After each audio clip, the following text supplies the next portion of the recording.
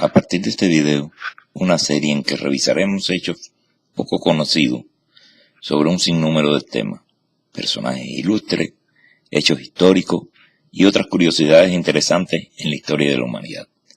Comenzaremos rindiendo una especie de tributo a tres personajes que han marcado el devenir ulterior de la historia humana. Comencemos. Girolamo Cardano, 1501-1576.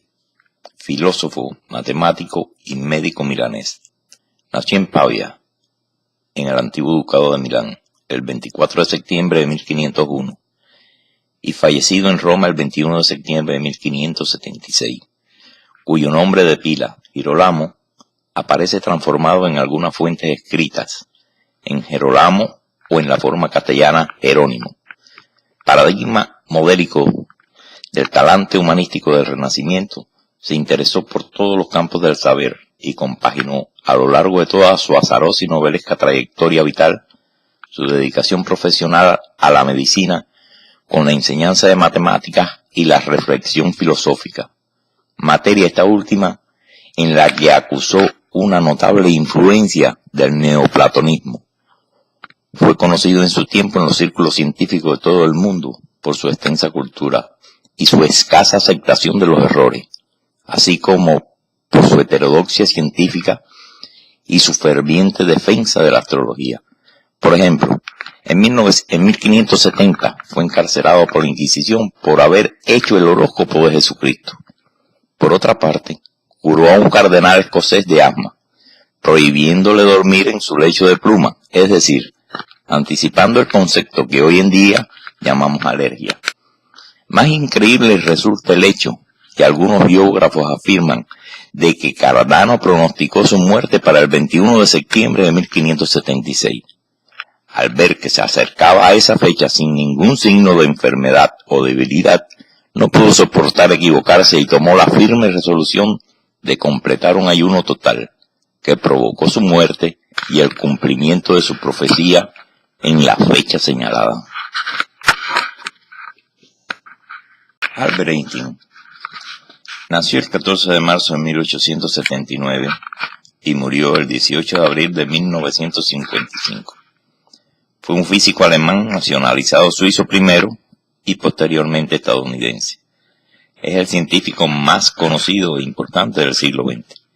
En 1915 presentó la teoría general de la relatividad, en la que reformuló por completo su concepto de gravedad.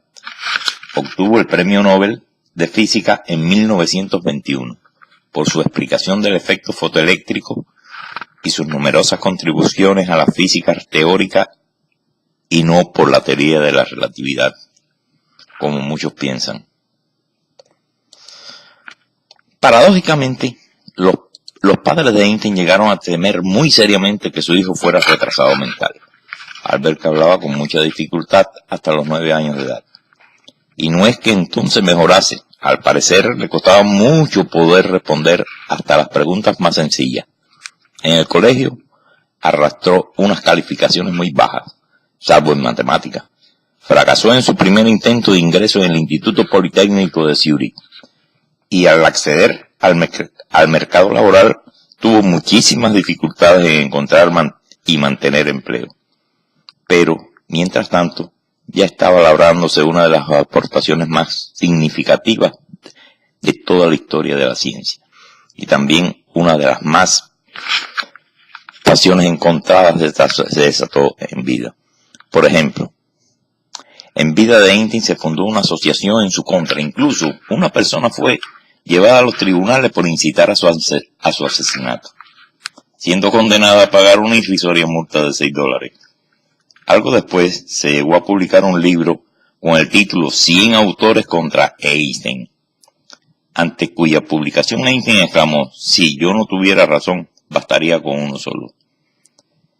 En el otro platillo de la balanza cabe recordar que en 1952 le fue ofrecida la presidencia del recién creado Estado de Israel. Rechazó el ofrecimiento por no tener cabeza, dijo. Para los problemas humanos, Albert Einstein fue sucesivamente ciudadano alemán, suizo y norteamericano, lo que le llevó a reflexionar públicamente. Si la teoría de la relatividad se revela justa, los alemanes dirán que soy alemán, los suizos que soy suizo y los franceses que soy un gran científico. Si resulta falsa, los franceses dirán que soy suizo, los suizos que alemán y los alemanes que soy judío. Otra de las grandes figuras de la humanidad fue el fisiólogo escocés naturalizado estadounidense Alexander Graham Bell, nacido en 1847 y muerto en 1922. Es conocido sobre todo por haber sido el inventor del teléfono, pero no acaban ahí ni mucho menos sus méritos científicos. Por ejemplo, inventó también la balanza de inducción, un prototipo del pulmón de acero para la respiración artificial, el fotófono, el radiófono y el gramófono. Además, entre 1896 y 1904 presidió la Sociedad Geográfica de los Estados Unidos y desde 1898 también la institución Smithsoniana. En otros momentos de su vida, Bell también estuvo seriamente interesado en la eugenesia, es decir, en el desarrollo de nuevas especies animales mejoradas, llegando a crear una raza de ovejas mucho más prolífera. La habilidad innovadora y la versatilidad del genio de Bell quedan quizás explicadas comentando que ya en su infancia ideó y construyó una muñeca parlante que decía mamá.